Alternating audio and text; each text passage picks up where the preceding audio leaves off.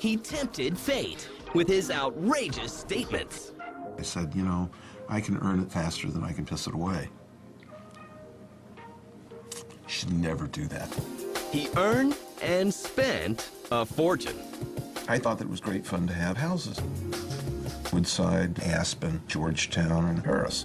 And stirred controversy along the way. It was really one of the first pornographic games I ever saw. His ideas were ahead of their time. My question was, why do you want a robot to go get a beer out of the refrigerator? And he was banned from the business he loved. I had no idea that I'd ever want to leave Atari. It just wasn't on my radar screen. But Nolan Bushnell is best known for creating a game that launched an industry. I wanted the ping pong game. I wanted to go.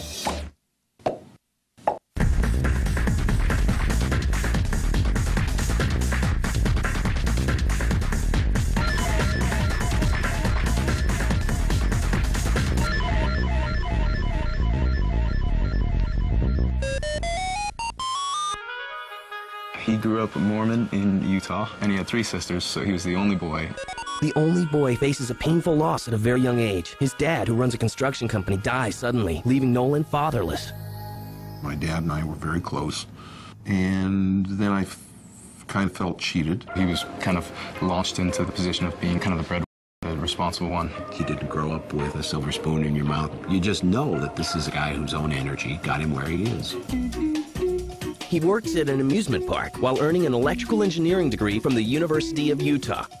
I was manager of the games department at 19 years old. I knew the economics of game business. I've always felt that my work at the amusement park was my MBA.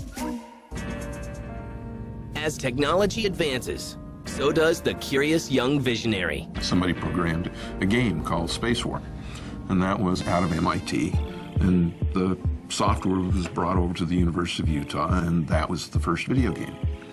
And people say, gee, Nolan, you invented the video game. And I said, no, I didn't. Russell did from MIT. So Nolan Bushnell graduates and heads out west, where the magic is happening. I could hardly wait to get out of Utah.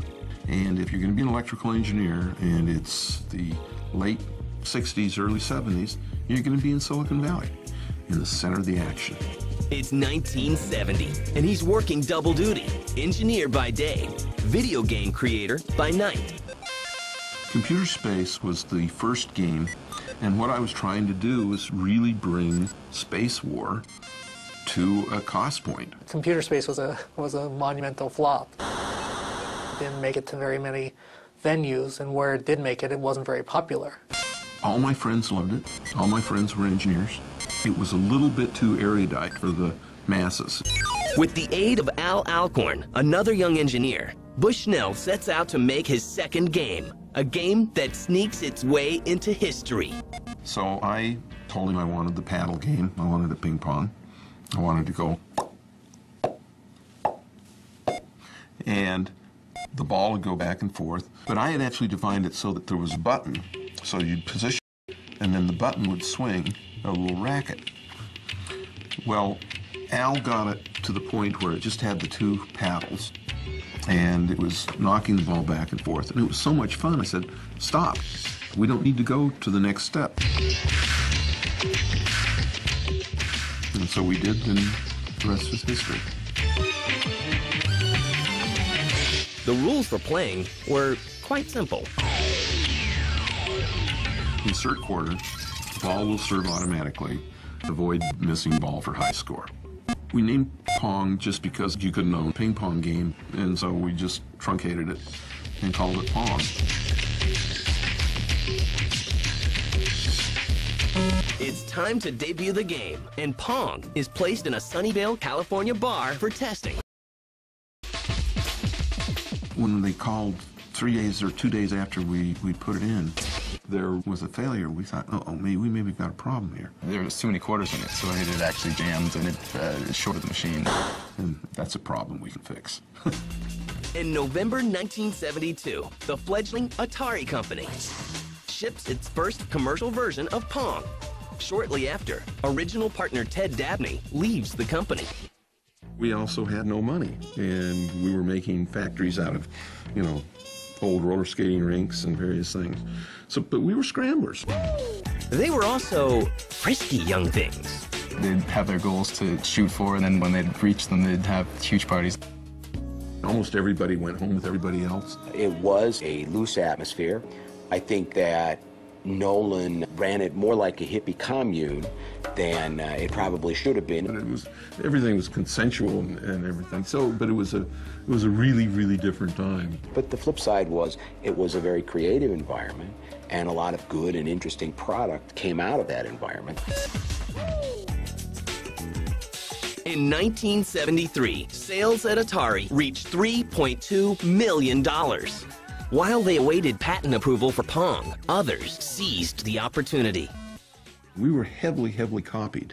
It was a very successful game, but there was TV Tennis, Winter, all the big Chicago factories came out with a version.